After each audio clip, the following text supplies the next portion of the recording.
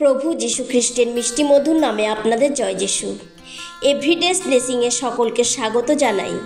প্রিয় বন্ধুগণ, আজ আমি আপনাদের যাকবের মল্লযুদ্ধের ঘটনাটি শোনাবো এবং এখান থেকে কিছু শিক্ষা লাভ করব। এই ঘটনাটি আদি পুস্তক তার 32 অধ্যায় 22 থেকে 32 পদে লেখা আছে। প্রিয় বন্ধুগণ, এসৌ এবং যাকব কাহিনীর প্রথম ও দ্বিতীয় পর্বে আমরা দেখেছিলাম যে যাকব তার দাদার সাথে ছলনা করে তার দাদার আশীর্বাদ নিয়ে নিয়েছিলেন, আর তার ফলে এসৌ যাকবের উপর রেগে গিয়ে তাকে মেরে ফেলার সিদ্ধান্ত নিয়েছিলেন। আর তাই যাকব ভয়ে তার মামা লাবনের কাছে পালিয়ে গিয়েছিলেন এবং যাকব তার মামার ছোট মেয়ে রাহেলকে বিবাহ করার জন্য 14 বছর পর্যন্ত তার মামার দাসত্ব করেছিলেন এবং মামার কাছে কাজ করেই যাকব অনেক ধনী হয়ে উঠেছিলেন। তারপর ঈশ্বর তাকে আদেশ করেছিলেন যাকব যেন তার বাবার বাড়িতে ফিরে যান।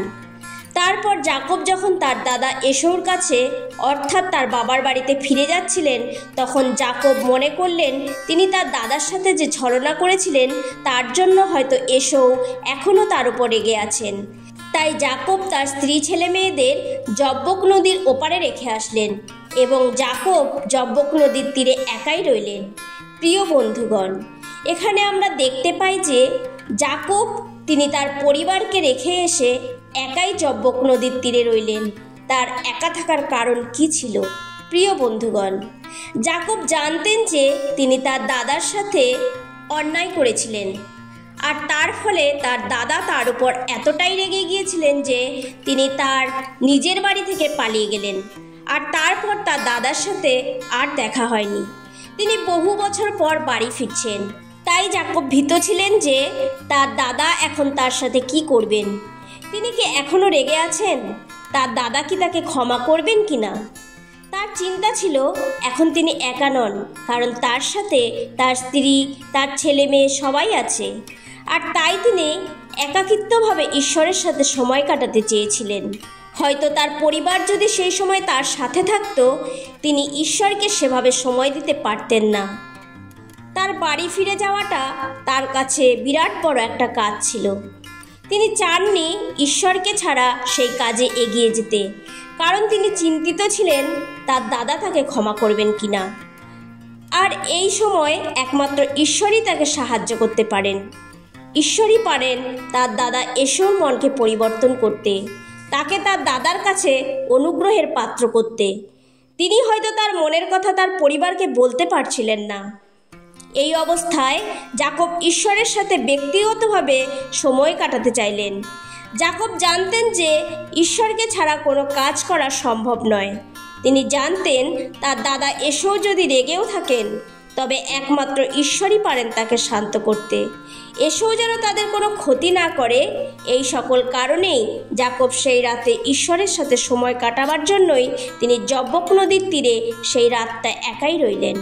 প্রিয় বন্ধুগণ, একইভাবে আমাদেরও উচিত ব্যক্তিগতভাবে নিরিবিলিতে ঈশ্বরকে সময় দেওয়া। আমরা হয়তো পারিবারিকভাবে প্রার্থনা করি, ঈশ্বরকে সময় দিই, কিন্তু এমন অনেক বিষয় থাকে যা আমরা হয়তো সকলের সামনে ঈশ্বরকে বলতে পারি না। তখন আমরা ব্যক্তিগতভাবে মন খুলে একান্তে আমাদের মনের কথা ঈশ্বরকে জানাতে পারি এবং আমরা যা কিছুই করি না কেন, ঈশ্বরকে ছাড়া আমাদের জীবনে কোনো কিছুই সম্ভব নয়।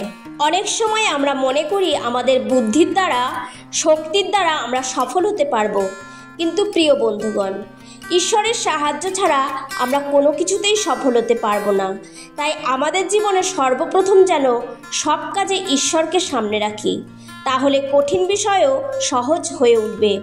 যেমন যাকব ভীত ছিলেন যে তার দাদা হয়তো এখনও রেগে আছেন, তাদের ক্ষতি করবেন, কিন্তু ঈশ্বরের আশীর্বাদে যখন তার দাদার সাথে দেখা হলো, তখন তার দাদা এসেও সব কিছু ভুলে আনন্দের সাথে তাদের গ্রহণ করলেন। তাই আমাদেরও উচিত সর্বপ্রথম ঈশ্বরকে সময় দেওয়া, শুধু পারিবারিকভাবে নয়, ব্যক্তিগতভাবেও। এরপর আমরা দেখতে পাই যে যাকব যখন সেই স্থানে একা রইলেন, তখন একজন লোক এসে ভোর না হওয়া পর্যন্ত তার সাথে মল্লযুদ্ধ করলেন। সেই লোকটি যখন দেখলেন যে যাকবকে হারাতে পারছেন না, তখন যুদ্ধ চলবার সময় তিনি যাকবের উরুর জোড়ায় আঘাত করলেন। তাতে তার উরুর হাড় ঠিক জায়গা থেকে সরে গেল। তখন সেই লোকটি বললেন, ভোর হয়ে আসছে, এবার আমাকে ছেড়ে দাও। যাকব তখন বললেন, আমাকে আশীর্বাদ না করা পর্যন্ত আমি আপনাকে ছাড়ব না। প্রিয় বন্ধুগণ, এখানে আমরা দেখতে পাই যে যাকব সেই লোকটির সঙ্গে সারা রাত মল্লযুদ্ধ করেছিলেন, কারণ তিনি তার কাছ থেকে আশীর্বাদ নিতে চাইছিলেন। যতক্ষণ তাকে আশীর্বাদ না করছেন ততক্ষণ তাকে চেপে ধরে রেখেছিলেন। সেই লোকটি চাইলেই তিনি যাকবের হাত থেকে নিজেকে ছাড়াতে পারতেন, কারণ তিনি ছিলেন ঈশ্বরের দূত, কিন্তু তিনি ছাড়াননি। তার কারণ তিনি যাকবের ধৈর্যের পরীক্ষা নিচ্ছিলেন। তিনি জানতেন যে সেই সময় যাকবের আশীর্বাদ প্রয়োজন, আর যাকব কতক্ষণ আশীর্বাদের জন্য ধৈর্য ধরতে পারেন। যাকব কি ক্লান্ত হয়ে পড়ছেন কিনা, ক্লান্ত হয়ে তাকে ছেড়ে দিচ্ছেন কিনা। কিন্তু যাকবও তার সিদ্ধান্তে অনড় ছিল। যাকব তার সাথে যুদ্ধ করেও ক্লান্ত হননি। যাকব মনে করলেন যে তিনি তার কাছ থেকে আশীর্বাদ নিয়ে তবেই ছাড়বেন।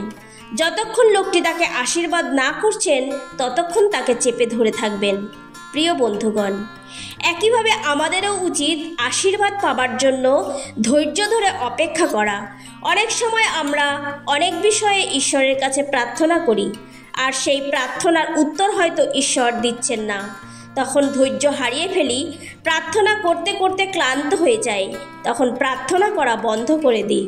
প্রিয় বন্ধুগণ, আজ আমি আপনাকে জানাতে চাই যে যদি আপনি কোনো বিষয়ে প্রার্থনা করছেন, আপনার ঈশ্বরের আশীর্বাদ প্রয়োজন, যদি ঈশ্বর তা দিতে দেরি করছেন, তবে ক্লান্ত হবেন না, ধৈর্য হারাবেন না, প্রার্থনা করতে থাকুন ততক্ষণ পর্যন্ত যতক্ষণ ঈশ্বর আপনাকে আশীর্বাদ না করছেন, যেমন যাকব করেছিলেন। এরপর আমরা দেখতে পাই যে লোকটি তখন যাকবকে বললেন, তোমার নাম কি? তিনি বললেন, আমার নাম যাকব।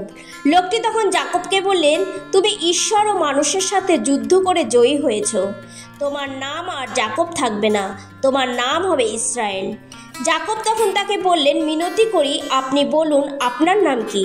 তখন তিনি বললেন, তুমি আমার নাম জিজ্ঞাসা করছো কেন? এই কথা বলেই তিনি যাকবকে আশীর্বাদ করলেন।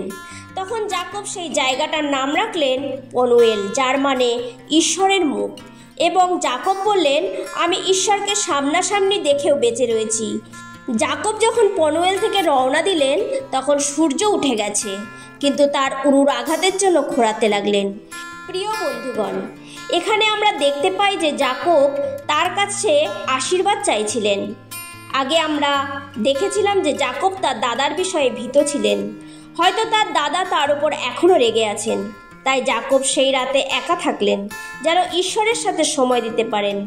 তাই যাকব তার দাদা এসোর বিষয় নিয়েই হয়তো আশীর্বাদ চাইছিলেন।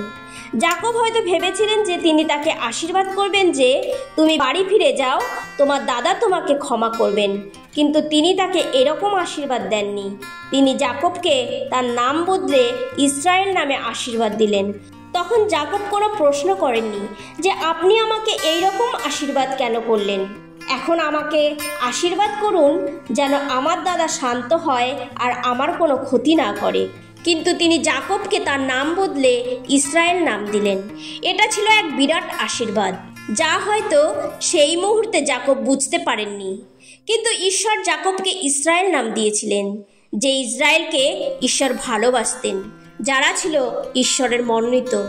প্রিয় বন্ধুগণ, আমরাও অনেক সময় হয়তো প্রার্থনা করি কোনো বিষয়ে আশীর্বাদ পাওয়ার জন্য, আর ঈশ্বর আমাদের অন্যরকম আশীর্বাদ করেন যা আমরা বুঝতে পারি না। প্রিয় বন্ধুগণ, ঈশ্বর আমাদের জন্য উত্তম পরিকল্পনা করেন, আমাদের চিন্তাধারার সাথে কখনোই মেলে না। আমরা যা চাই তিনি আমাদের তার থেকে উত্তম জিনিসটা দিতে চান। তাই তিনি আমাদের যেভাবেই আশীর্বাদ করবেন আমরা যেন তাই মেনে নিই। হয়তো আমরা সেই মুহূর্তে ঈশ্বরের পরিকল্পনা বুঝতে পারি না, পরে বুঝতে পারি। যেমন যাকব হয়তো আশীর্বাদ হিসাবে অন্যরকম কিছু আশা করেছিলেন, কিন্তু ঈশ্বর তাকে এক বিরাট নাম দিলেন, যা ঈশ্বরের মনোনীত এক জাতি, যে জাতির জন্য ঈশ্বরের এক বিরাট পরিকল্পনা ছিল। এই বাক্যের দ্বারা ঈশ্বর সকলকে আশীর্বাদ করুন। আসুন প্রার্থনা করি।